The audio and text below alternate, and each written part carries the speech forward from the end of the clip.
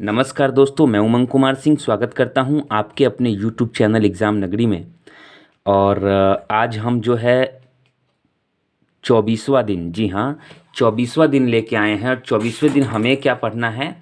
हमें पढ़ना है रसायन शास्त्र का भाग 2। ये देखिए, ये समरी है, ये समरी है। और चूंकि इधर फुल हो गया था, देख रहे हैं आप, प्राचीन इतिहास, वैदिक सभ्यता, वैष्णव धर्म, इस्लाम धर्म, ईसाई धर्म, पारसी धर्म, शुरू से मैंने शुरू किया था, एकदम स्टार्टिंग से।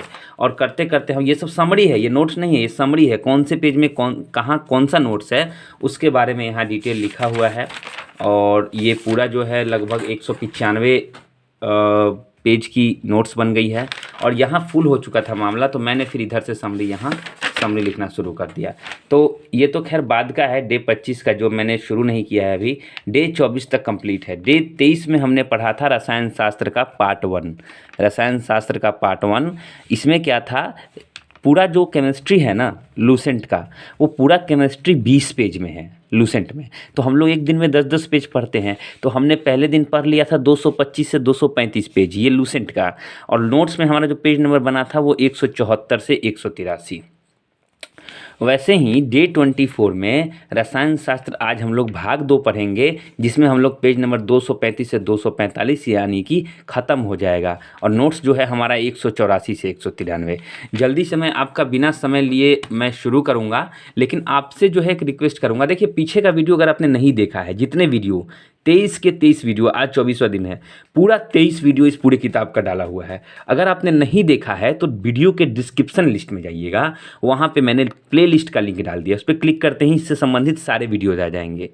उससे भी नहीं होगा तो मेरे चैनल पे आप क्लिक कीजिएगा, प्ले लिस्ट में जाइएगा, वहाँ लूसेंट के नाम से, लूसेंट नोट्स के नाम से, लूसेंट 30 डेज टारगेट के नाम से एक प्ले लिस्ट पड़ा हुआ है, उस पर क्लिक करके खोलिएगा तो आपको चैनल के प्ले लिस्ट में ये लूसेंट का पूरा चैप्टर मिल जाएगा।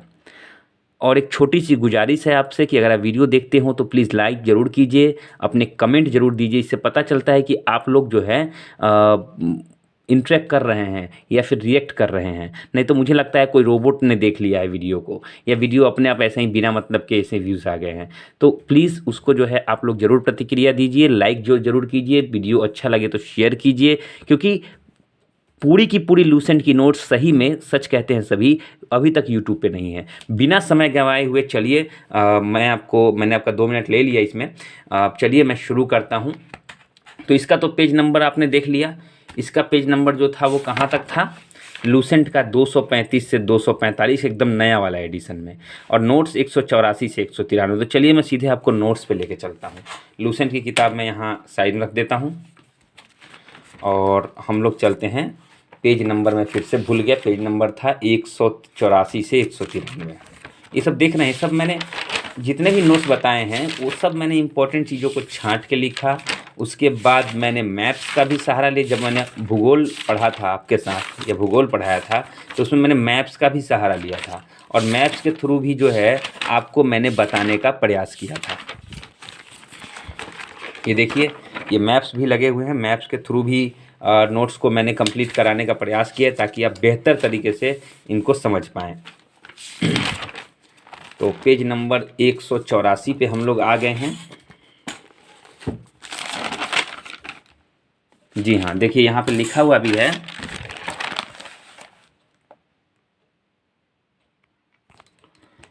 यहाँ पे लिखा हुआ भी है डे 24। यहाँ पे ये लिखा हुआ भी है डे 24। और डे 24 लूसेंट का पेज नंबर है 235 से 245। रसायन शास्त्र भाग 2 लिखना मैं भूल गया हूँ। तो आज हम लोग शुरू करते हैं ईंधन से। ईंधन से आप लोग क्या समझते हैं? ईंधन हम लोग किसको कह सकते हैं कि ये ईंधन है? दुनिया में जलने वाली सारी चीज़ें ईंधन नहीं कही जा सकती, क्योंकि कुछ चीज़ें जल जाती है लेकिन हमें उसे जो है हमें उससे प्रॉपर ऊष्मा या ऊर्जा नहीं मिल पाती है। तो जो चीज़ें जलकर हमें ऊष्मा देती है, ऊर्जा देती है, वो सभी चीज़ें हमारे लिए ईंधन है। ठीक है, जो चीज़ें जलकर हमें ऊष्मा या ऊर्जा देती हैं वो सभी चीज़ें जो हैं ईंधन हैं। अब कुछ परिभाषा देख लेते हैं। कभी कभी ये परिभाषा दे के पूछता है कि बताइए किसको इंगित करता है। जैसे दे देगा, परीक्षा में कि वह ताप जिस पर कोई पदार्थ जलना प्रारंभ करता है क्या कहते हैं? ज्वलन ताप कहते हैं, उष्मीय मान कहते हैं, है ना, ऑक्टेन मान कहते हैं। तो ऐसे करके 3-4 ऑप्शन आपको मिल जाएगा। तो देखिए, ज्वलन ताप का मतलब होता है ज्वलन, जिस पे जलना शुरू करता है, जिस ताप पर कोई पदार्थ जलना प्रारंभ करता है। अब मान लीजिए कि ये लकड़ी है और एक लोहा है, तो दोनों पदार्थ, ये तो थोड़ा सा आग 100 डिग्री लगेगा, ये जलना शुरू कर हो जाएगा। लेकिन क्या 100 डिग्री ताप में लोहा जलेगा? नहीं जलेगा। तो लोहे का ज्वलन ताप अधिक हो जाता है, लकड़ी का ज्वलन ताप कम हो जाता है, लकड़ियों से कम जो है प्लास्टिक का ज्वलन ताप होता है, प्लास्टिक से भी कम पेपर का ज्वलन ताप होता है। हर एक पदार्थ का अलग ज्वलन ताप होता है। तो जिस ताप पर कोई पदार्थ जलना प्रारंभ कर देता है उसे उस पदार्थ का क्या बोलते हैं? ज्वलन ताप बोलते हैं, है ना। आगे देखते हैं उष्मीय मान। 1 ग्राम को पूर्णतः वायु में जलाने पर प्राप्त ऊष्मा का मान। अब देखिए, 1 ग्राम हम लकड़ी जलाएंगे, 1 ग्राम कागज़ जलाएंगे, 1 ग्राम कोयला जलाएंगे और 1 ग्राम लोहा जलाएंगे, 1 ग्राम सोना जलाएंगे, सब में हमें बराबर ऊष्मा नहीं मिलेगी। किसी में ज़्यादा ऊष्मा मिलेगी, गर्मी मिलेगी, किसी में कम गर्मी मिलेगी। तो वही उसका उष्मीय मान हो जाता है। यानी 1 ग्राम कोई भी पदार्थ ले लीजिए, उसको जलाने पर जितना ऊष्मा प्राप्त होता है वही उस पदार्थ का उष्मीय मान हो जाता है। जैसे इस लकड़ी के पेंसिल को अगर हमें जलाने पर 1 ग्राम इसका हम लेते हैं, इसको वायु की उपस्थिति में, मतलब हवा में अगर जलाते हैं, तो जलाने पे मान लीजिए कि ये 20 कैलोरी दे रहा है ऊष्मा, तो 20 कैलोरी इसका उष्मीय मान हो जाएगा। ठीक, 1 ग्राम को जलाने पर जितनी गर्मी मिलती है वही उसका उष्मीय मान हो जाता है। ये 2 चीज़ें समझ में आ गई। आगे देखिए, ऑक्टेन संख्या। ऑक्टेन है ईंधन की गुणवत्ता बताता है। ऑक्टेन संख्या जितनी अधिक होगी ईंधन उतना उत्तम होगा। अब आपसे पूछ देगा, बताइए इनमें से कौन सा ईंधन अति उत्तम है? सबके ऑक्टेन संख्या लिखी रहेगी, तो जिसका ऑक्टेन संख्या सबसे ज़्यादा होगा तो वही जो है ईंधन सब उतना ही बेस्ट होगा। अब कोयले के कुछ प्रकार पे ध्यान देते हैं। कोयले के प्रकार हैं पीट, लिग्नाइट, बिटुमिनस, एंथ्रासाइट। 4 प्रकार हो गए। कोयले का जो प्रकार है पीट, पीट में होता है कार्बन 50 से 60%, प से पीट और प से 50। लिग्नाइट, लिग्नाइट जो होता है इससे थोड़ा ज़्यादा होता है, 65 से 70%। बिटुमिनस ये होता है 70 से 85%। यही बिटुमिनस का हम लोग घरेलू उपयोग में लाते हैं, घर में उपयोग करते हैं। एंथ्रासाइट, इसमें 85% से अधिक कार्बन होता है, ये सबसे उत्तम ईंधन है। तो कभी आपसे पूछा जाए कि सबसे अति उत्तम कोयला कौन से प्रकार का होता है, तो एंथ्रासाइट। घर में हम लोग क्या यूज़ करते हैं? बिटुमिनस। ठीक है, तो ऐसे आप लोगों को बताना है। अब आते हैं गैसीय ईंधन। देखिए, गैसीय ईंधन में एक होता है प्राकृतिक गैस। प्राकृतिक गैस में 95% हाइड्रोकार्बन होता है, जिसके वजह से ये काफ़ी अच्छा ईंधन होता है। 80% मीथेन होता है। तो आप कहेंगे कि 95% हाइड्रोकार्बन, मीथेन भी एक प्रकार का जो है हाइड्रोकार्बन ही है। तो यहाँ पे जो है, क्योंकि मीथेन का होता है CH4, देख सकते हैं CH4, तो H हाइड्रोजन है, C कार्बन है, तो 95% हाइड्रोकार्बन, उसमें भी 80% मीथेन होता है। बाकी हाइड्रोकार्बन दूसरा हाइड्रोकार्बन होता है। LPG घरेलू उपयोग में लाया जाता है। LPG में क्या होता है? सल्फर के यौगिक मिलाए जाते हैं। अब ये प्रश्न कभी कभी आ जाता है कि LPG में घर में जो सिलेंडर यूज़ करते हैं हम लोग, गैस यूज़ करते हैं LPG, उसमें सल्फर के यौगिक क्यों मिलाए जाते हैं? सल्फर के यौगिक का एक और नाम है मिथाइल मॉर्प्रोप्टेन। मिथाइल मॉर्प्रोप्टेन ये गंध पहचानने हेतु, इसका और कोई काम नहीं है, ये महकता है, स्मेल देता है। अगर इसलिए मिलाया जाता है कि गैस कभी लीकेज हो रहा है तो आपको पता चल जाएगा। अदरवाइज़ ये नहीं मिलाने पर आप उपयोग तो कर पाइएगा, लेकिन लीकेज होगा तो आपको पता नहीं चलेगा। पता कब चलेगा? जब आग लगेगा या ब्लास्ट होगा। तो ये बहुत ज़रूरी है उसमें मिलाना सल्फर के यौगिक, जिसको बोलते हैं मिथाइल मॉर्प्रोप्टेन। गोबर गैस, मीथेन गैस इसमें रहता है, अधिकता रहती है। प्रोड्यूसर गैस, प्रोड्यूसर गैस में क्या रहता है? CO+N2, कोबाल्ट और N2 नाइट्रोजन। मुख्य जो है इसमें कार्बन मोनोऑक्साइड होता है। मुख्यतः इसमें क्या होता है? कार्बन मोनोऑक्साइड होता है। 70% नाइट्रोजन होता है, 25% कार्बन मोनोऑक्साइड और 4% कार्बन डाइऑक्साइड। इसका ऊष्मीय मान होता है 1100 से 1750 किलो कैलोरी। अब देखिए ऊष्मीय मान मैंने समझाया था ना, मतलब 1 ग्राम प्रोड्यूसर गैस को जलाने पर हमें 1100 से 1750 किलो कैलोरी ऊर्जा पर केजी यहाँ दिया हुआ है ऊष्मीय मान। इसको आप ग्राम में चेंज कर लीजिए तो उसका ऊष्मीय मान आ जाएगा। उपयोग जो है कहाँ कहाँ होता है, कांच तथा, अब इतना ज़्यादा गर्मी देने वाला पदार्थ है तो इसका वहीं उपयोग हुआ, कांच तथा इस्पात उद्योग में इसका उपयोग होता है। प्रोड्यूसर गैस, ये प्रोड्यूसर गैस का जो है CO+N2 फार्मूला है और इसमें मुख्य रूप से कार्बन मोनोऑक्साइड रहता है, लेकिन 70% नाइट्रोजन भी इसमें पाया जाता है। अब आते हैं जल गैस। जल गैस में देखिए क्या रहता है यहाँ पे H2+CO, जिसको हम लोग अंगार गैस भी बोलते हैं। जल गैस और अंगार गैस, इसमें कंफ्यूज मत होइएगा, जल मतलब पानी, अंगार मतलब आग होता है, लेकिन इसको अंगार गैस भी बोलते हैं। 45% जो है इसमें कार्बन मोनोऑक्साइड होता है, 49% जो है हाइड्रोजन होता है और 4.5% CO2 भी होता है। इसको क्या कहता है, लाल तप्त कार्बन पर जब हम जल प्रवाहित करते हैं तो उसी से हमें ये प्राप्त होता है, इसलिए इसका जल गैस नाम है। इसका ऊष्मीय मान कितना होता है, 2500 से 2800 किलो कैलोरी पर केजी।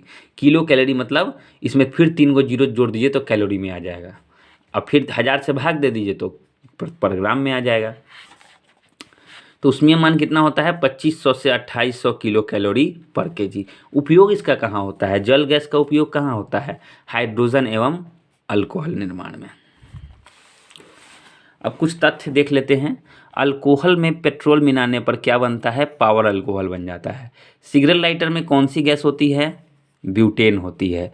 रॉकेट में द्रव हाइड्रोजन तथा द्रव ऑक्सीजन का उपयोग होता है। ये प्रश्न पूछे जाते हैं कभी कभी, रॉकेट में क्या ईंधन के रूप में क्या उपयोग होता है, द्रव हाइड्रोजन और द्रव ऑक्सीजन। हाइड्रोजन जो है सबसे उत्तम ईंधन है। तो ये पेज आप अच्छे से समझ गए होंगे। चलते हैं अगले पेज पे बिना देर किए हुए। हमें बहुत कुछ पढ़ना है आज, और पढ़ना है, समझना है, और याद तो अपने आप हो जाएगा अगर आप एक बार अच्छे से आपने समझ लिया तो। अब हम लोग पढ़ेंगे धातुओं के बारे में। धातु जो शब्द आपके दिमाग में पहली बार आता है तो धातु से आप लोग क्या समझते हैं, धातु है ना। तो धातुओं के कुछ गुण हैं जिससे हमें पता चलता है कि ये धातु हैं। जैसे धातुएं होती हैं चमकदार, धातुएं होती हैं आघातवर्ध। आघातवर्ध मतलब आघात किया जाता है तो चिपटा हो जाता है वो। धातु होती हैं तन्य, तन्य मतलब इनसे तार खींचा जा सकता है। और विद्युत के होती हैं सुचालक। ठीक है, ये सब गुण हैं। चांदी विद्युत का सर्वोत्तम सुचालक है। अगर पूछा जाए कि सर्वोत्तम सुचालक कौन सा धातु है तो चांदी। सीसा का ऊष्मीय तथा विद्युत चालकता सबसे कम होती है। सीसा जो है उसका ऊष्मीय तथा विद्युत चालकता क्या होती है, सबसे कम होती है। मैं तो इससे पहले यही जानता था कि सीसा में प्रवाहित नहीं होता है बिजली। सबसे हल्की धातु जो है लिथियम। ये महत्वपूर्ण तथ्य है, इनको दिमाग में रखिए याद करके। सबसे हल्की धातु लिथियम, सबसे भारी धातु ओस्मियम और सबसे कठोर धातु क्रोमियम। जानबूझ के मैंने तीनों को एक साथ लिखा है ताकि आपको याद रहे। ये प्रश्न जो है खासकर अगर आप SSC GD वगैरह की तैयारी कर रहे होंगे या बिहार में किसी छोटे लेवल की तैयारी कर रहे होंगे तो ऐसे प्रश्न डाल देता है जो हम लोग कभी पढ़ाई नहीं होता है। तो सबसे अधिक धातु लिथियम, सबसे भारी धातु ओस्मियम और सबसे कठोर धातु जो है वह क्रोमियम है। अच्छा, भूपर पट्टी से क्या समझते हैं। भूपर पट्टी मतलब अ पार्ट ऑफ एटमॉस्फेयर, मतलब वायुमंडल को छोड़ के। वायुमंडल यानी ऊपर हम लोग चले गए, ठीक है ना। धरती पर भूपर पट्टी इलाके में मिलने वाले धातु में क्रमवार देखिए। सबसे ज़्यादा मिलता है एल्यूमिनियम 7%, लोहा मिलता है 4%, कैल्शियम मिलता है 3%। अच्छा, खनिज भूपर पट्टी में प्राकृतिक रूप से जो पाए जाते हैं उन्हें हम लोग क्या बोलते हैं, खनिज बोलते हैं। कभी अब ये डाल देखिए, भूपर पट्टी में प्राकृतिक रूप से पाए जाने पदार्थ क्या कहलाते हैं, खनिज, धातु, अधातु, चालक, अचालक, कुछ भी ऑप्शन दे सकता है, तो उसको हम लोग खनिज बोलते हैं। यानी खान, खनिज से खान समझ लीजिए, नीचे मिलता है खान में, है ना। तो भूपर पट्टी में प्राकृतिक रूप से पाया जाता है तो खनिज कहलाते हैं। अयस्क धातु का जिससे निष्कर्षण किया सके, यानी जैसे कि है ना, मान लीजिए कि हम लोग निष्कर्षण मतलब निकालना, जैसे गन्ने का रस से हम लोग क्या निकालते हैं, गुड़ निकालते हैं। तो ऐसा चीज़ हमारे पास है जिसमें वो धातु मिला हुआ है, उसको हम लोग अलग करते हैं, तो उसी को अयस्क बोलते हैं। अयस्क के से जो है धातु का जिससे निष्कर्षण किया जा सके उसको हम लोग अयस्क बोलते हैं। ऐसे लोहा जिससे निकलता है तो उसको लौह अयस्क बोलेंगे। धातु के अयस्क से निष्कर्षण में प्रयुक्त शब्द। अब देखिए जो विधि अपनाई जाती है उस विधि में जो है कुछ तत्व उपयोग में आते हैं, ये तत्व के बारे में जान लीजिए। जैसे गैंग मतलब अयस्क में जितने भी अशुद्धियाँ होती हैं उनको गैंग बोलते हैं। उनको क्या बोलते हैं? गैंग शब्द तो ऐसे ही बदनाम है, तो गैंग यानी अशुद्धि। फ्लक्स बोलते हैं गैंग को हटाने हेतु मिलाया गया पदार्थ। अयस्क में, धातु के अयस्क में एक अलग से पदार्थ मिलाते हैं ताकि गैंग को हटाया जा सके, है ना। तो वही गैंग अशुद्धि है। अशुद्धि को हटाने के लिए जो करते हैं उसको बोलते हैं फ्लैक्स। यानी गैंग हो गया अशुद्धि, अशुद्धि को हटाने के लिए जो यूज़ करते हैं लिक्विड उसको बुलाता है फ्लक्स। धातुमल। अब धातुमल में क्या होता है, समटाइम्स गैंग में हम लोग फ्लक्स को मिला देते हैं, है ना। तो क्या होता है, गैंग और फ्लक्स को मिलता है तो उसे क्या बोलता है? धातुमल बोला जाता है। निष्पातन किसको कहते हैं? धातु अयस्क को द्रव्यनांक के नीचे जब गर्म करते हैं, देखिए कुछ अशुद्धियाँ होती हैं लिक्विड फॉर्म में तो उनको अलग करना मुश्किल होता है, तो क्या करते हैं कि जितना टेम्परेचर, जितना ताप देने पर वो अशुद्धि जो है गर्म होकर उड़ने लगे तो उसको वाष्पीकृत करवा दिया जाता है। क्यों? धातु अयस्क को द्रव्यनांक के नीचे गर्म करने पर। यानी धातु अयस्क को हम लोग इतना ताप पे गर्म करते हैं ताकि जो है उससे अशुद्धियाँ वाष्पित होकर ऊपर चली जाए। सबसे अधिक क्रियाशील जो है पोटेशियम है। पूछा जाए सबसे अधिक क्रियाशील धातु कौन सा है? पोटेशियम। पोटेशियम की खोज किसने की थी? Humphry Davy. ये वही डेवी, हम्फ्री डेवी जिन्होंने डेवी लैंप बनाया था। ये डेवी लैंप वही लैंप है जिससे खदानों के अंदर कोयले का जो खजाना जो निकाला जाता था तो उसमें क्या होता, कहीं कहीं मीथेन गैस निकलती थी। लोग लाइटर वगैरह कुछ ऐसा लेके जाते थे तो आग लग जाती थी।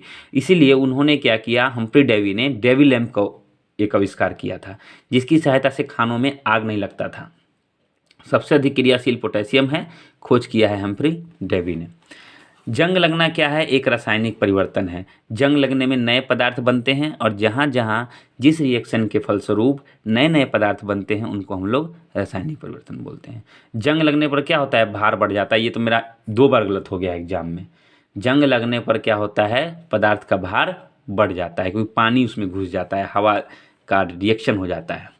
यशद लेपन क्या है? तो यही जंग लगने से बचने के लिए उस पर जस्ते का लेपन करते हैं। ये जशद लेपन, इसको आप याद रखते हैं। यशद लेपन जनरली नाम है, इसको जसद लेपन मतलब जस्ता का लेपन करते हैं। क्यों? जंग लगने से बचाने के लिए। अब है शरीर में तांबा की मात्रा बढ़ने पर विल्सन रोग होता है। ये प्रश्न आता है बार बार कि शरीर में अगर तांबे का वैल्यू बढ़ जाए, आवश्यकता से अधिक हो जाए तो कौन सा रोग होगा? तो वो विल्सन रोग होगा। कैलोरीमीटर एवं तड़ित चालक बनाने में तांबा का उपयोग होता है। कैलोरीमीटर एवं तड़ित चालक क्या होता है? जो बिल्डिंग पर लगाया जाता है ताकि बिल्डिंग पर बिजली ना गिरे, तो वो तड़ित चालक या कैलोरीमीटर बनाने में किसका उपयोग होता है? तांबा का। आइसोनिक अर्थिंग में जो तांबा का ही उपयोग होता है। सिल्वर वायु में उपस्थित सल्फर से अभिक्रिया कर क्या हो जाती है? काली। आपने देखा है किसी का पायल वगैरह होता है, कोई गहना होता है, लंबे समय तक पहनने के बाद धीरे धीरे वो काला हो जाता है। तो काला होने का मतलब ये नहीं है कि वो खराब हो गया, उस पर क्या होता है, सल्फर से अभिक्रिया करके वो काली हो जाती है और फिर वो साफ होकर फिर से चमक भी जाती है। अब धातुओं से संबंधित कुछ महत्वपूर्ण तथ्य देख लीजिए। धातुओं का राजा सोना। भैया बहुत महंगा है सोना को, मतलब सोना तो है ही महंगा, भाई आभूषण बनता है, तो धातुओं का राजा कहते हैं इसको। पृथ्वी के केंद्र में सर्वाधिक कौन सी धातु है? निकेल। पृथ्वी के केंद्र में सबसे अधिक धातु कौन सी है? निकेल। टंगस्टन का गलनांक कितना है? 3500 डिग्री सेल्सियस। इतने इससे ऊपर मिलेगा तभी टंगस्टन जलेगा, इसीलिए बल्ब में जो है टंगस्टन का उपयोग किया जाता है फिलामेंट के रूप में। टंगस्टन का उत्पादक जो है सबसे ज़्यादा कहाँ होता है भारत में? राजस्थान के देगाना जिले में। टंगस्टन का उपचयक रोकने हेतु बिजली के बल्ब से हवा क्या कर देती है? निकाल दी जाती है, क्योंकि हवा से वो रिएक्शन कर लेगा और रिएक्शन करेगा तो टूट जाएगा। तो पहले बिजली को निर्वात कर दिया जाता है, पहले उसमें जो है फिलामेंट लगा दिया जाता है बिजली के बल्ब में टंगस्टन के रूप में, और फिर उसमें से हवा निकाल दी जाती है, निर्वात कर दिया जाता है ताकि फिलामेंट पे कोई असर ना पड़े। तो ये पेज समझ गए, ये पेज पूर्णतः धातु को समर्पित था। आगे चलते हैं। तो हम लोग क्या पढ़ रहे हैं, धातुओं के बारे में महत्वपूर्ण तथ्य। जी हाँ, धातुओं के बारे में हम लोग पढ़ रहे हैं महत्वपूर्ण तथ्य। अब देखिए, जिरकोनियम नाइट्रोजन तथा ऑक्सीजन दोनों में जलता है। ये जिरकोनियम अलग है। जिरकोनियम जो है नाइट्रोजन तथा ऑक्सीजन, यानी ऑक्सीजन नहीं रहेगा, नाइट्रोजन मिल जाएगा तो ये जलेगा। थोड़ा सा मैं कैमरा ठीक कर देता हूँ। तो ये जिरकोनियम जो है नाइट्रोजन तथा ऑक्सीजन में दोनों में जलता है। जिरकोनियम जो है बोरोन कैडमियम का उपयोग अवशोषक के रूप में, जिरमोनियम या जिरकोनियम, बोरोन और कैडमियम, इसका उपयोग कहाँ होता है, अवशोषक के रूप में नाभिकीय रिएक्टर में किया था। अवशोषक मतलब जो ये अवशोषित कर लेते हैं न्यूट्रॉन को, ताकि एक बैलेंस्ड, है ना, एक बैलेंस्ड रिएक्शन हो पाए। तो वहीं अवशोषक के रूप में जो शोधक होता है उसके रूप में जिरकोनियम, बोरॉन और कैडमियम का उपयोग होता है। रेडियो सक्रिय तत्व धातु, इसका नाम है फ्रांसियम। रेडियो सक्रिय द्रव है धातु, है ना, द्रव धातु, इसका नाम है फ्रांसियम। स्टेनस सल्फाइड, ये पेंट के रूप में काम करता है। रेडियो सक्रिय तत्व कौन सा है, धातु फ्रांसियम। स्टेनस सल्फाइड जो है पेंट के रूप में इसका काम, मतलब ये एकमात्र ऐसा धातु है जिसका उपयोग जो है पेंट के रूप में होता है। सोडियम संग्रहण को मिट्टी के तेल में रखा जाता है। सोडियम मतलब ये सोडियम जो है, सोडियम का संग्रहण मतलब सोडियम को स्टोर कहाँ किया जाता है, मिट्टी के तेल में, क्योंकि सोडियम एक ऐसा तत्व है जो हवा के साथ अभिक्रिया करके जलने लगता है। मिट्टी के तेल में ऑक्सीजन होता नहीं है तो वहाँ रहता है ये।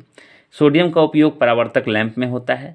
प्लास्टर ऑफ पेरिस जो है वो जिप्सम का एक रूप है। आतिशबाजी के दौरान जो हरा रंग देखते हैं, आतिशबाजी होती है ना, लाल पीला हरा ये सब रंग, तो हरा रंग किसके कारण होता है, बेरियम। कई बार ये प्रश्न आ चुका है। आतिशबाजी के दौरान जो हरा रंग हम लोग देखते हैं वो किसकी वजह से कारण होता है, बेरियम की वजह से कारण। अच्छा, लाल रंग, वही आतिशबाजी में अगर लाल रंग दिखाई दे रहा है तो स्ट्रोंशियम के कारण। तो बेरियम, हरा हरा बेरियम याद रखिए और लाल स्ट्रोंशियम, ऐसे याद रखिए। अच्छा, गोल्ड, प्लैटिनम, सिल्वर, मरकरी, ये सब उत्कृष्ट धातुएं हैं। काफ़ी जो है कम मात्राएं मिलती है ना, और ये उत्कृष्ट धातुएं हैं। सबसे अधिक अधातवर्ध कौन सा है, सोना तथा चांदी। अधात मतलब पीटने पर सबसे ज़्यादा जो है चपटा होता है और जल्दी जल्दी चपटा होता है। सबसे ज़्यादा अधातवर्ध है कौन, सोना तथा चांदी। इसलिए इसका उपयोग जो हम लोग कहाँ करते हैं, आभूषण में करते हैं, तरह तरह के डिजाइन बनाने में। आगे चलते हैं। एल्यूमिनियम, एल्यूमिनियम का सर्वप्रथम पृथक्करण कब हुआ था, 1827 में। एल्यूमिनियम का सर्वप्रथम पृथक्करण कब हुआ था, 1827 में। कैंसर रोग के इलाज में कोबाल्ट 60 का उपयोग होता है। कैंसर रोग के इलाज में किसका उपयोग होता है, कोबाल्ट 60 का।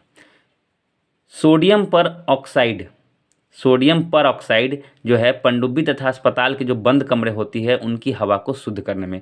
तो पनडुब्बी तथा अस्पताल ये सब कम्प्लीटली बंद होता है, चाह के भी इसमें हम लोग अलग से ऑक्सीजन की व्यवस्था नहीं कर सकते, बाहरी हवा नहीं ले सकते, पानी के अंदर होता है। तो उसमें क्या होता है कि जो बंद कमरे होते हैं उनकी हवा को शुद्ध करना बहुत ज़रूरी होता है, तो वहाँ पर सोडियम परऑक्साइड का उपयोग होता है। एफिल टावर का आधार किससे बना है, स्टील तथा सीमेंट का। हम तो लोहा मार के चले आए थे, गलत हो गया था। तो स्टील टावर का आधार जो एफिल टावर आप लोग देखा होगा पेरिस में है। तो एफिल टावर का आधार किससे बना है, स्टील और सीमेंट से। रेडियम, रेडियम का खोज किसने की थी, मैडम क्यूरी ने। पिंच ब्लेड से उन्होंने इसका निष्कर्षण किया था। तो रेडियम का निष्कर्षण किससे हुआ था, पिंच ब्लेड से। किसने किया था, मैडम क्यूरी ने। वायुयान का निर्माण जो है प्लेडियम नामक धातु से होती है। प्लेडियम धातु है, किसी का नाम नहीं है। प्लेडियम धातु काफ़ी हल्की होती है, मजबूत होती है, इसलिए इसमें वायुयान का निर्माण इससे होता है। गैलियम, गैलियम जो है कमरे के ताप पर द्रव अवस्था में रहता है, यानी नॉर्मल जो टेम्परेचर होता है उसमें ये द्रव अवस्था में ये धातु होता है। जियोलाइट, जियोलाइट जल को मृदु बनाने में जियोलाइट का उपयोग करते हैं। सबसे भारी ओस्मियम है, सबसे मजबूत टंगस्टन है और सबसे कठोर क्रोमियम है। हमारे ख्याल से ये दोनों ओस्मियम और क्रोमियम हम लोग 2 बार पढ़ रहे हैं। तो सबसे मजबूत कौन सा है, टंगस्टन है। बारूद, अब बारूद में क्या क्या चीज़ें होती हैं, 75% होती है पोटेशियम नाइट्रेट। बारूद में 75% क्या होता है, पोटेशियम नाइट्रेट। 10% होता है गंधक और 15% होता है चारकोल। याद रखिए, कभी कभी ये सब सवाल पूछ देते हैं। टाइटेनियम, टाइटेनियम को रणनीतिक धातु बुलाता है। कभी पूछ दे कि रणनीतिक धातु किसे कहा जाता है, तो वो टाइटेनियम को कहा जाता है। आगे देते हैं धातु के बारे में, क्योंकि हम लोग धातु पढ़ रहे हैं तो धातु के बारे में सारे इंपॉर्टेंट जो पॉइंट है, फैक्ट है, वो हम लोग पढ़ लेंगे। आगे चलते हैं। फ्लैश बल्ब, फ्लैश बल्ब आपने देखा होगा जो भूख भाग करते रहता है अप डाउन। फ्लैश बल्ब में नाइट्रोजन में मैग्नीशियम के तार रहते हैं, नाइट्रोजन गैस भरा हुआ रहता है उसके अंदर और मैग्नीशियम के तार रहते हैं। एल्युमिनियम हाइड्रोक्साइड, ये जल रोधी कपड़ा तैयार होता है, यानी ऐसा कपड़ा जो जल में भीगता नहीं है, जल फिसल जाता है उस पर, वो एल्युमिनियम हाइड्रोक्साइड है। कैल्शियम कार्बाइड पर जल डालने से एसिटिलीन गैस मिलती है। कैल्शियम कार्बाइड पर जल डालने से क्या मिलता है? Acetylene gas. पिटवा लोहा, पिटवा लोहा सबसे कम कार्बन होता है पिटवा लोहे में। लोहे की कमी से कौन सा रोग होता है? एनीमिया। अधिकता से कौन सा रोग होता है? लौहमयता, मतलब कमों में गुजारा नहीं है, अधिक में भी गुजारा नहीं है। मानव हड्डियों में सर्वाधिक कैल्शियम फॉस्फेट होता है। मानव हड्डियों में सर्वाधिक क्या होता है? कैल्शियम फॉस्फेट पाया जाता है। चूहा का जहर जो होता है वो जिंक फॉस्फाइड से बनाया जाता है। किससे बनाया जाता है? जिंक फॉस्फाइड से। लकड़ी को कीड़ों से बचाने के लिए जिंक क्लोराइड का, देखिए कितना कहाँ कहाँ धातु किस किस रूप में उपयोग हो रहा है। लकड़ी को कीटों से बचाने हेतु जिंक क्लोराइड का लेप किया जाता है। जस्ते का फूल किसको कहते हैं? जिंक ऑक्साइड को कहते हैं। कभी प्रश्न आ जाए कि जस्ते का फूल किसको कहते हैं, तो ये मत समझिए कि प्रश्न गलत है। जस्ते का फूल जो है जिंक ऑक्साइड को कहा जाता है। सिल्वर क्लोराइड को हॉर्न सिल्वर कहा जाता है। कृत्रिम वर्षा जो है सिल्वर आयोडाइड द्वारा कराई जाती है। कृत्रिम वर्षा यानी कि आर्टिफिशियल रेन किसके थ्रू होता है? सिल्वर आयोडाइड की मदद से। तो ये हमारा जो है 186वां पेज, 184 हमने पढ़ा, 185 पढ़ा, 186 पढ़ा। हमें टोटल 194 शायद पढ़ने हैं। टोटल जो है हमें 194 पेज तक पढ़ना है और पढ़ना ही 193 पेज तक और समझना भी है। तो ये 186 पेज आपका कंप्लीट हो गया। आगे चलते हैं।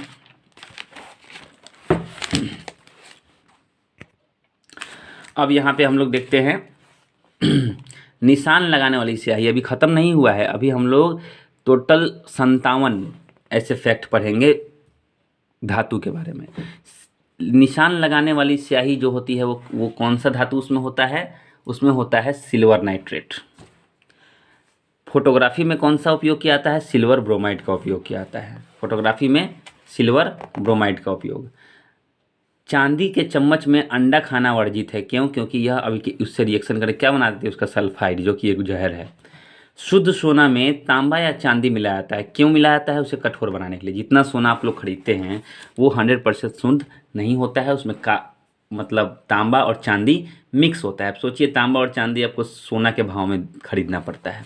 क्यों? क्योंकि नहीं करेंगे तो शुद्ध सोना जो होता है 24 कैरेट का वो भुरभुरा जाता है। उसको पीटेगा जब बनाने के लिए गहना, तो वो क्या हो जाएगा? टूट जाएगा टुकड़े टुकड़े में। तो वो जस्ट लाइक एक बिस्किट है, और बिस्किट को क्या किया जा रहा है? उसको लचीला बनाया जा रहा है। क्या मिला के? तांबा या चांदी मिला के। झूठा सोना आयरन पायराइड्स को कहते हैं। ये सोना की ही भांति होता है, इसका भी रंग नहीं हटता है, तो आयरन पायराइड्स बोलते हैं झूठा सोना। सर्प विषरोधी सुई में क्या लगाया जाता है? ऑरिक क्लोराइड लगाया जाता है। सर्प विषरोधी सुई में क्या लगाया जाता है? ऑरिक क्लोराइड। सफ़ेद सोना प्लेटिनम को बोलते हैं। सफ़ेद सोना किसको बोलते हैं? प्लेटिनम को। पारा क्विक सिल्वर जो है पारा को बोलते हैं। ये सीने बार से निकाला जाता है, निष्कर्षण होता है। इसे पिंच ब्लेड से क्या होता है? रेडियम निकलता है ना, सीने बार अयस्क से जो है पारा निकलता है। इसको हम लोग क्विक सिल्वर भी बोलते हैं। सबसे अधिक स्थायी तत्व क्या कहते हैं? सीसा है। गोली बनाने में किसका उपयोग होता है? लेड आर्सेनिक का। गोली बनाने में किसका उपयोग होता है? लेड आर्सेनिक का। फ्यूज तार किससे बनता है? लेड तथा टिन से। फ्यूज तार किससे बनता है? लेड तथा टिन से। आशा धातु यूरेनियम से बनता है। यूरेनियम कहाँ से निकलता है? पिंच ब्लेड से। यानी पिंच ब्लेड से और क्या निकलता है? पिंच ब्लेड से रेडियम भी निकलता है, पिंच ब्लेड से यूरेनियम भी निकलता है। इसको हम लोग आशा धातु बोलते हैं यूरेनियम को। हरा कशिश फेरस सल्फेट को बोलते हैं। उजला थोथा जिंक सल्फेट को बोलते हैं। नीला थोथा कॉपर सल्फेट, देखिए इससे संबंधित है रंग, नीला कॉपर है ना, हरा फेरस। लाल थोथा कोबाल्ट सल्फेट, लाल कोबाल्ट का लगभग रंग होता है, तो कोबाल्ट सल्फेट मतलब लाल थोथा। नीला थोथा कॉपर सल्फेट, उजला थोथा जिंक सल्फेट।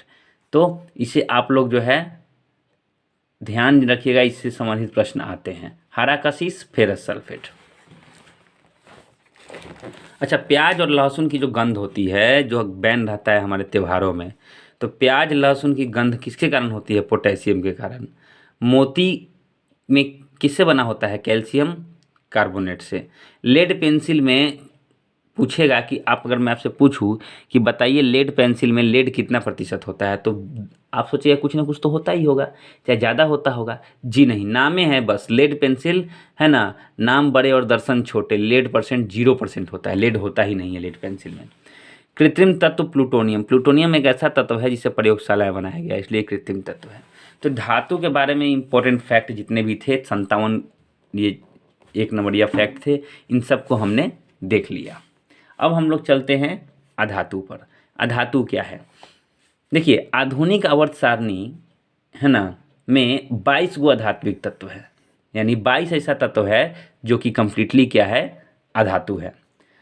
अधातु का गुण होता है ये ऊष्मा और विद्युत के कुचालक होते हैं। लेकिन वो ग्रेफाइट है जो अधातु है, लेकिन इसमें धातु वाला गुण है। ये क्या होता है? ऊष्मा का सुचालक होता है। तो ये अपवाद में है, बाकी कोई भी अधातु में जो है यह गुण नहीं होता। अब देखते हैं हाइड्रोजन। हाइड्रोजन के कितने समस्थानिक होते हैं? 3 समस्थानिक। हाइड्रोजन में देखिए, ये भारी जल D2O, भारी जल का सूत्र क्या होता है? D2O। इसकी खोज किसने की थी? 1932 में यूरे तथा वॉशबर्न ने। उपयोग कहाँ किया जाता है? न्यूट्रॉन मंदक के रूप में और ट्रेसर के रूप में। इसका उपयोग कहाँ किया जाता है? न्यूट्रॉन मंदक के रूप में और ट्रेसर के रूप में। मृदु जल। मृदु जल जो है साबुन के साथ आसानी से झाग बनाता है, वहीं कठोर जल जो है साबुन के साथ कठिनाई से झाग बनाता है। यानी कठोर भाई कठोरे रहेगा, वो बहुत दिक्कत होता है झाग बनने में। अब मृदु जल आराम से बनाता है। जल के बारे में हमने क्यों पढ़ा? क्योंकि हम लोग पढ़ रहे हैं हाइड्रोजन, और हाइड्रोजन में जल का सूत्र होता है H2O, हाइड्रोजन के 2 और ऑक्सीजन के 1। तो इसको ध्यान में रखिएगा। अच्छा, अस्थायी कठोरता क्या है? अस्थायी का मतलब क्या होता है? टेम्पोरली। टेम्पोररी मतलब ये कठोरता रहती नहीं है, चली जाती है। क्यों होता है अस्थायी कठोरता? तो कैल्शियम एवं मैग्नीशियम बाइकार्बोनेट की वजह से अस्थायी कठोरता जो है आती है। इसका उपाय है कि उबाल दीजिए, अस्थायी कठोरता दूर हो जाएगी। स्थायी कठोरता जो है, बस यही फ़र्क है, ये भी दूर होता है, ये भी दूर होता है, लेकिन ये साधारण विधि उबालने से दूर नहीं होता है। कैल्शियम एवं मैग्नीशियम, इसमें क्या था? कैल्शियम मैग्नीशियम के बाइकार्बोनेट थे, यहाँ पे कैल्शियम मैग्नीशियम के सल्फेट क्लोराइड जो है और नाइट्रेट के कारण। कैल्शियम तथा मैग्नीशियम के सल्फेट, क्लोराइड एवं नाइट्रेट के कारण।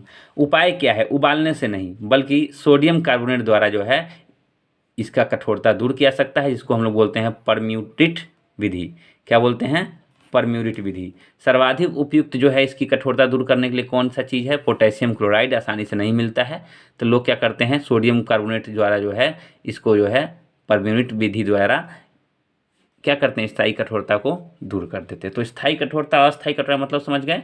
अस्थायी कठोरता में उबालने से दूर हो जाता है, स्थायी कठोरता में उबालने से दूर नहीं होता, लेकिन सोडियम कार्बोनेट मिलाने से दूर हो जाता है। परम्यूटेट विधि बोलते हैं इसको। ठीक, आगे चलते हैं। तो ये पेज आपको आशा करता हूँ समझ में आ गया होगा। आगे चलते हैं। अब देखिए ऑक्सीजन। ऑक्सीजन जो है भूवर पट्टी पर कितना है? 46.60%। ऑक्सीजन का प्रतिशत कितना है? 46.60% भूपर पट्टी पे पाया जाता है। वायुमंडल 20.93%। अब देखिए 20.93% ये वायुमंडल में पाया जाता है, लेकिन भूवर पट्टी पे कितना पाया जाता है? 46.60%। वहीं अगर बात करें ओजोन की, तो ये ऑक्सीजन का ही अप्रूव्ड है, O3 से इसको करते हैं। वायुमंडल में ये 31 से 60 किलोमीटर की दूरी तक मिलता है। तो ये कहानी है। सल्फर। सल्फर काफ़ी कम मात्रा में मिलता है। सल्फर जो है भूपर पट्टी पर 0.05% ही मिलता है। ऑयल ऑफ विट्रोल जो है सल्फ्यूरिक अम्ल को बोला जाता है। कभी प्रश्न आते हैं कि ऑयल ऑफ विट्रोल कौन सी चीज़ को बोला जाता है, कौन सा पदार्थ है? तो सल्फ्यूरिक अम्ल है। 98% ये शुद्ध होता है। हमारे स्कूल में प्रयोगशाला में जो है न्यूट्रल करके रखा जाता है, यानी ज़्यादा रिएक्टेबल न के बराबर रहता है। ओरिजिनल सल्फ्यूरिक अम्ल ला दीजिए तो ये 98% शुद्ध होता है, एकदम तुरंत जलाता है, इसलिए सही आसानी से उपलब्ध नहीं है सब जगह। नाइट्रोजन जिसका है N, वायुमंडल में 78% नाइट्रोजन है, निष्क्रिय गैस के रूप में इसका उपयोग होता है। हास्य गैस नाइट्रस गैस है। अमोनिया जो है हैबर विधि द्वारा अमोनिया को निकाला जाता है। किसकी विधि द्वारा? हैबर विधि द्वारा। अमोनिया के क्या उपयोग है भाई? कभी कभी प्रश्न आता है कि इनमें से कौन सा अमोनिया का उपयोग नहीं है, या फिर प्रश्न आपको आ जाएगा कि निम्नलिखित में या बर्फ जमाने में बनाने में किसका उपयोग होता है, न्यूट्रिक अम्ल बनाने में किसका उपयोग होता है, यूरिया बनाने में किसका उपयोग होता है, अमोनियम लवण बनाने में, विस्फोटक बनाने में, कृत्रिम रेशा बनाने में, अश्रु गैस बनाने में, इन सब में किसका उपयोग होता है? अमोनिया का उपयोग होता है। अच्छा, दलहनी पौधे जो होते हैं, दाल के पौधे, उनकी जड़ों में नाइट्रोजन का स्थिरीकरण किया जाता है, और ये कौन करते हैं? राइजोबियम जीवाणु द्वारा। इससे उपज क्षमता बढ़ती है दलहनी की खेती से। अच्छा, कुहासा क्या है? कोहरा। कोहरा जो है नाइट्रोजन के ऑक्साइड है। हाइड्रोकार्बन पर क्या होता है? सूर्य के प्रकाश की क्रिया जब पड़ती है तो लगभग कुहासा बनता है। तो ये कुहासे में धूल कण भी होते हैं, जिसकी वजह से हमें दिखाई नहीं देता कुछ दूरी पर का चीज़। और एक होता है नाइट्रिक ऑक्साइड, ये शरीर की कोशिकाओं में उत्पन्न नाइट्रोजन प्रदूषण है, इसका उपयोग होता है। नाइट्रिक ऑक्साइड जो है ये शरीर की कोशिकाओं में उत्पन्न नाइट्रोजन प्रदूषण का उपयोग अगर हम बात करें नाइट्रिक ऑक्साइड की, तो शरीर की कोशिकाओं में उत्पन्न नाइट्रोजन, और ये नाइट्रोजन जो है ये उपयोगी होता है। कहाँ उपयोग होता है? हृदय रोग की चिकित्सा में, और इसी से जो है वियाग्रा बना है। वियाग्रा एक ड्रग है, दवा है। फास्फोरस। फास्फोरस में हड्डी तथा डीएनए में फास्फोरस मिलता है। दिया सलाई की नोक पर लाल फास्फोरस का उपयोग होता है जलने के लिए। हैलोजन। आवर्त सारणी में हैलोजन जो है वर्ग 7a के जितने भी तत्व हैं सभी हैलोजन है। वर्ग 7a के जितने भी तत्व हैं सभी हैलोजन है। फ्लोरीन सर्वाधिक क्रियाशील होता है। सबसे अधिक क्रियाशील कौन होता है? फ्लोरीन। टेफ्लॉन की परत, जो हम नॉन स्टिक बर्तन आप लोगों ने देखा होगा, नॉन स्टिक में क्या होता है? चीज़ चिपकती नहीं है। तो जितने भी नॉन स्टिक बर्तन हैं सब पे क्या चढ़ा आता है? टेफ्लॉन की परत चढ़ी रहती है। पीने का पानी शुद्ध जो है क्लोरीन से किया जाता है। तरल अवस्थाएं पाए जाने वाला धातु कौन सा है? ब्रोमीन, है ना। एक ऐसा धातु, एक ऐसा अधातु जो धातु नहीं है लेकिन तरल अवस्थाएं पाया जाता है, तो कौन सा है? ब्रोमीन। समुद्री खरपतवार से क्या मिलता है हमें? आयोडीन मिलता है। तो ये समझ गए होगे, काफ़ी ईजी था। तो ये पेज भी हमारा समाप्त हो गया। अगले पेज में चलते हैं, 189 पेज में।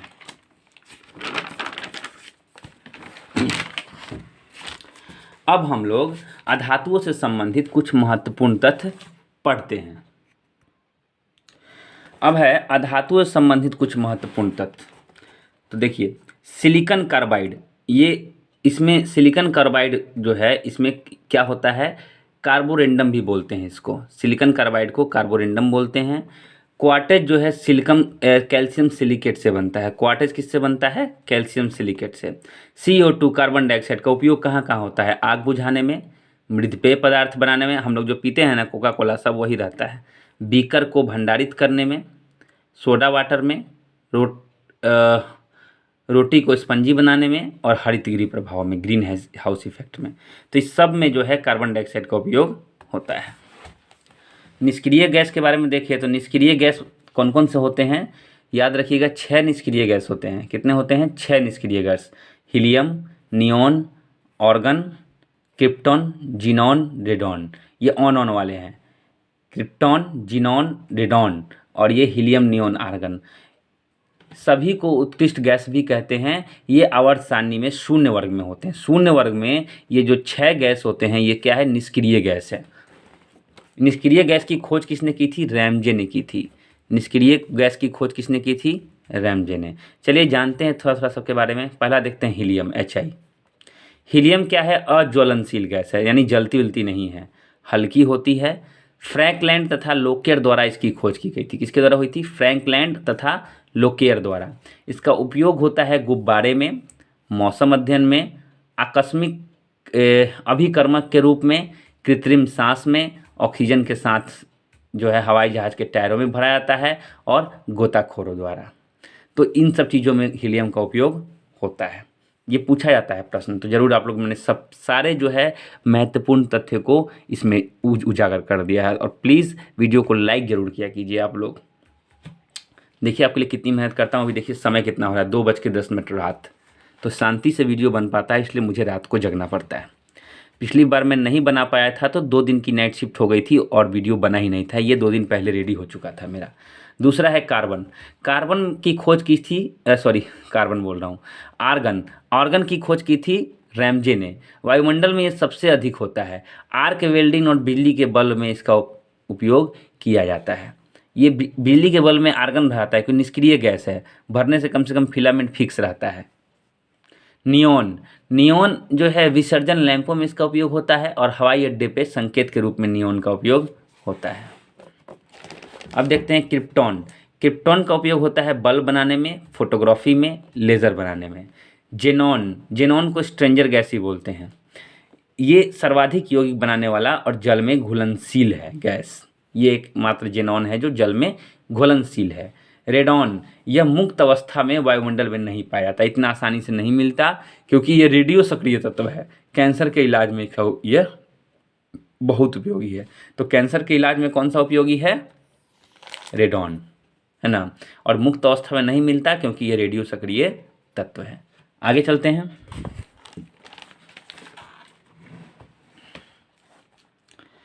चलिए, धातु अधातु तथा उनके यौगिक के उपयोग। मैंने कुछ को लिस्टिंग किया है, जैसे तो 60 है और मैंने 22 में ही जो है इसको देख लिया है। तो देखिए, चलिए देखते हैं कौन कौन से इंपॉर्टेंट चीज़ों को मैंने सम्मिलित किया है। आप चाहें तो एक बार लूसेंट से भी इसको पढ़ लीजिएगा, ये मेरा एडवाइस है। तो फेरस ऑक्साइड। फेरस ऑक्साइड का उपयोग होता है हरा का कांच बनाने में। हरा कांच बनाने में फेरस ऑक्साइड का उपयोग होता है। Ferrous sulphate. सल्फेट का उपयोग होता है उद्योग धंधे में मोहर और स्याही बनाने में। स से सल्फेट, स से स्याही, बस इतना याद रखिए। स्याही से ना मोहर बनता है। ब्रोमीन। ब्रोमीन का उपयोग होता है टिंचर गैस में बनाने में और औषधि बनाने में। टिंचर गैस और औषधि बनाने में। क्लोरीन का उपयोग होता है ब्लीचिंग पाउडर। क्लोरीन से पानी भी साफ होता है। सल्फ्यूरिक अम्ल का उपयोग तो बहुत है, मेन उपयोग है पेट्रोलियम के शुद्धिकरण और बैटरी में इसका उपयोग ज़्यादातर होता है। सल्फर। सल्फर जो है कि कीटनाशी के रूप में उपयोग किया जाता है और यहाँ पे जो है बारूद भी बनाया जाता है सल्फर से और औषधि बनाई जाती है। इस देखिए, एक ही चीज़ से दवा भी बनता है और मौत भी बनती है। नाइट्रस ऑक्साइड, शल्य चिकित्सा में इसका उपयोग होता है और ये हंसाने वाली गैस है। फास्फोरस, लाल दियासाय बनाने में या चूहा मारने की दवा बनाने में फास्फोरस का उपयोग किया जाता है। Producer gas. प्रोड्यूसर गैस सस्ता ईंधन या धातु के निष्कर्षण में इसका उपयोग होता है। वाटर गैस से वेल्डिंग होती है। Potassium aluminium sulphate. Potassium aluminium sulphate का उपयोग होता है रक्तस्राव को रोकने में, खून बहने से रोकने के लिए, चमड़ा उद्योग में, रसोई में और जल शुद्ध करने में या अग्निरोधी वस्त्र में। इस सब में जो है पोटेशियम एल्युमिनियम सल्फेट का उपयोग होता है। अब है मरकरी, 12 नंबर। मरकरी में क्या है कि थर्मामीटर में उपयोग होता है, सिंदूर में उपयोग होता है, अमलगन बनाने में उपयोग होता है मरकरी का। जिंक सल्फेट, इसको हम लोग उजला थोथा भी बोलते हैं। जिंक उजला होता है, देखिए आगे फिर जिंक सल्फेट उजला थोथा। आई लोशन बनाने में इसका उपयोग होता है ना। और या कवकनाशी में, कवकनाशी में, ये क है पूरा, कवकनाशी। जिंक क्लोराइड, इसका उपयोग होता है टेक्सटाइल उद्योग में, ताम्र कांच सतहों को जोड़ने में। Calcium sulphate hydrate, plaster of Paris. Calcium sulphate hydrate plaster of Paris मूर्ति बनाने में उपयोग होता है, शल्य चिकित्सा में उपयोग होता है। कैल्शियम कार्बोनेट, चूना, दंतमंजन और सीमेंट बनाने में कैल्शियम कार्बोनेट का उपयोग होता है। मैग्नीशियम, फ्लैश बल्ब बनाने में। कॉपर सल्फेट का उपयोग होता है कीटनाशी के रूप में, इसको हम लोग नीला थोथाई बोलते हैं, विद्युत सेल में या कॉपर के शुद्धिकरण में। कॉपर सल्फेट, नीला थोथा, बात एक ही है।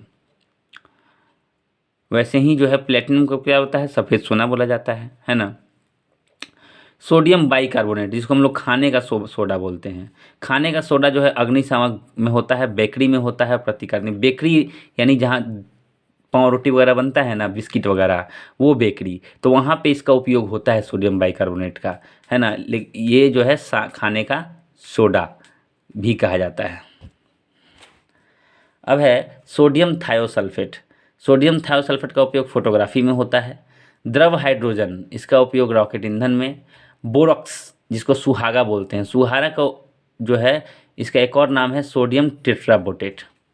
टूथपेस्ट साबुन बनाने में, आँखों के संक्रमण में, मूत्र संक्रमण के इलाज में, ऑर्थराइटिस के इलाज में, खांसी के इलाज में, मासिक धर्म की समस्या में, इस सब में जो है इसका उपयोग होता है। किसका? सबसे ज़्यादा इसी का उपयोग है, बोरेक्स सोडियम टेट्राबोटेट, जिसको हम लोग बोलते हैं सुहागा। ठीक है, तो ये बहुत ही महत्वपूर्ण है एग्ज़ाम की दृष्टि से, तो आप लोग ध्यान में रखेंगे। एक दो बार देख लेंगे मेरा वीडियो फिर से, आपको कंप्लीटली याद हो जाएगा।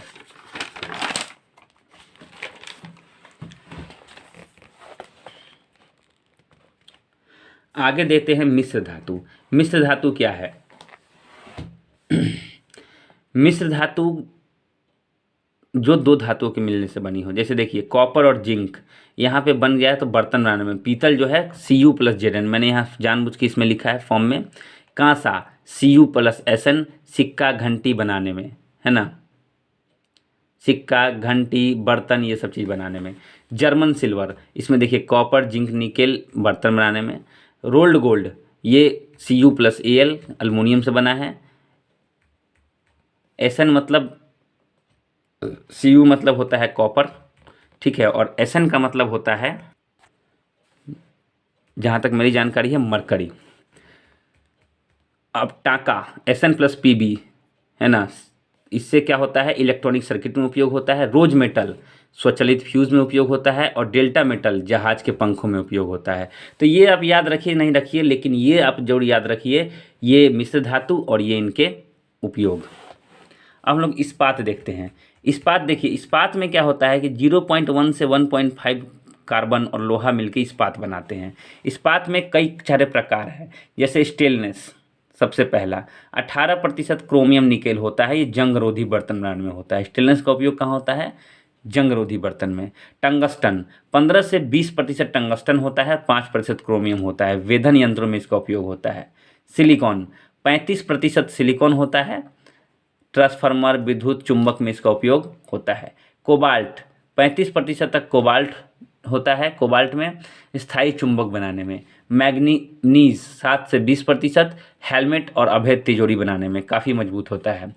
वैसे ही निकेल 36% निकेल होता है वैज्ञानिक उपकरण बनाने में, और 40% निकेल हो जाएगा तो ये क्या बन जाएगा, लैम्प, बल्ब, रेडियो बल्ब बन जाएगा। तो याद रखिएगा, 36% निकेल अगर रहेगा तो वैज्ञानिक उपकरण बनेगा, ज़्यादा हो जाएगा तो ये रेडियो लैंपे तक रह जाएगा। मानव निर्मित पदार्थ कौन कौन से हैं? अब मानव निर्मित सबसे पहला चीज़ है डायनामाइट। नाम सुना होगा आपने, डायनामाइट से कैसे उड़ा देते हैं। तो डायनामाइट का आविष्कार हुआ था 1867 में। डायनामाइट का आविष्कार कब हुआ था? 1867 में अल्फ्रेड नोबेल द्वारा किया गया था इसका शुरुआत। आधुनिक डायनामाइट में नाइट्रोग्लिसरीन के स्थान पर सोडियम नाइट्रेट का उपयोग किया जाता है। सोडियम नाइट्रेट का उपयोग,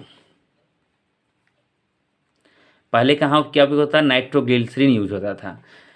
इसमें देखिए क्या होता है, TNT, कई प्रकार के होते हैं डायनामाइट्स, जैसे TNT का मतलब होता है ट्राई नाइट्रोटोल्यूइन। इसकी विस्फोटक गति 6900 मीटर प्रति सेकंड होती है। सोचिए कितना तेजी से विस्फोट करता है ये, 6900 मीटर यानी लगभग 7 किलोमीटर प्रति सेकंड, कितना तेजी से फटता होगा। RDX research and developed explosive, इसका नाम एक्सप्लोसिव है। इसको प्लास्टिक विस्फोटक भी बोलते हैं, RDX को प्लास्टिक विस्फोटक भी बोलते हैं। खोज हुई थी 1899 में, और 1510 किलो कैलोरी प्रति केजी जो है उसमें इससे मिलता है। बारूद की खोज किसने की थी? रोजर और बैंकन ने। बारूद की खोज किसने की थी? रोजर और बैंकन में। वहीं पे देखिए साबुन तो आप जानते ही हैं। सीमेंट में कैल्शियम एल्यूमिनेटो और सिलिकेट होता है। सीमेंट में क्या होता है? कैल्शियम एल्यूमिनेटो और सिलिकेट। तो ये पेज भी कंप्लीट हो गया कि डायनामाइट किसको कहते हैं, कब आविष्कार हुआ, और फिर बदलाव हुए, और कुछ डायनामाइट्स के उपयोग, जैसे TNT, RDX। TNT बहुत ही इंपॉर्टेंट है। TNT विस्फोटक गति 6900 मीटर प्रति सेकंड सबसे अच्छा होता है। वहीं पे RDX जो है उसको प्लास्टिक विस्फोटक भी कहते हैं। ये इसकी खोज है 1899 में। उसमें जो है 1510 किलो कैलोरी पर केजी। वहीं बारूद की खोज किसने की थी? रोजर बैंकन ने। तो ये सब चीज़ों को ध्यान में रखें। आगे चलते हैं।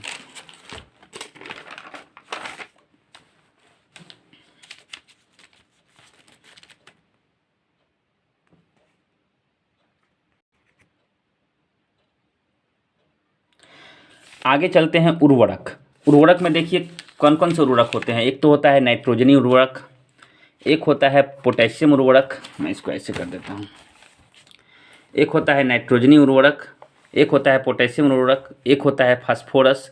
तो ये 3 मुख्य प्रकार के होते हैं, इनके बारे में जानते हैं। नाइट्रोजनी उर्वरक में कौन कौन से उर्वरक आते हैं, ये प्रश्न आता है हमेशा, इनमें से कौन सा नाइट्रोजनी उर्वरक है। तो याद रखिएगा, यूरिया नाइट्रोजनी उर्वरक है, अमोनिया सल्फेट नाइट्रोजनी उर्वरक है, कैल्शियम नाइट्रेट नाइट्रोजनी उर्वरक है, और कैल्शियम साइनामाइड ये भी नाइट्रोजनी उर्वरक है। तो इन चारों का नाम ध्यान रखिएगा। यूरिया, अमोनिया ये तो याद रहेगा नाइट्रेट है तो नाइट्रोजनी उर्वरक है, अमोनिया है तो नाइट्रोजन उर्वरक है, यूरिया तो नाइट्रोजन उर्वरक होता ही, और कैल्शियम साइनामाइड। अच्छा, पोटेशियम उर्वरक में कौन कौन से हैं, तो देखिए खाली नाइट्रेट रहेगा तो ये पोटेशियम उर्वरक है, और सल्फेट। फास्फोरस में सुपर फास्फेट लाइम और फास्फोटी धातुमल, ये दोनों। तो ये कुछ उर्वरक के प्रकार थे, और उनमें कौन कौन से उर्वरक आते हैं वो भी यहाँ दर्शाया गया है। अब आते हैं कांच और उनके उपयोग। कांच कई प्रकार के होते हैं, तरह तरह के, रंग बिरंगे। तो जानते हैं, सबसे पहले फ्लिंट कांच। ये एसएससी में क्वेश्चन हमेशा एलडीसी उलडीसी में आते रहता है, या बिहार के क्लर्क लेवल पे एग्जाम होता है तो इससे जरूर एगो न एगो जो है पूछिए देता है कि इस कांच का उपयोग कहाँ होता है। तो फ्लिंट कांच का उपयोग होता है कैमरा दूरबीन लेंस में।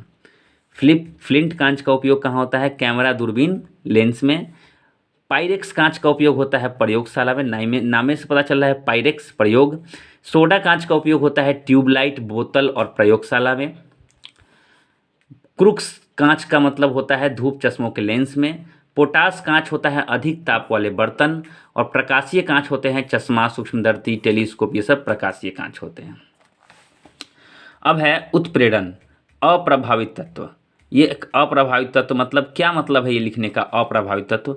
तो किसी भी रिएक्शन में कुछ तत्व जो है अप्रभावित होते हैं, उन पर कोई प्रभाव नहीं पड़ता, उत्प्रेरण कहलाते हैं। खोज इसकी की थी बर्जेलियस ने।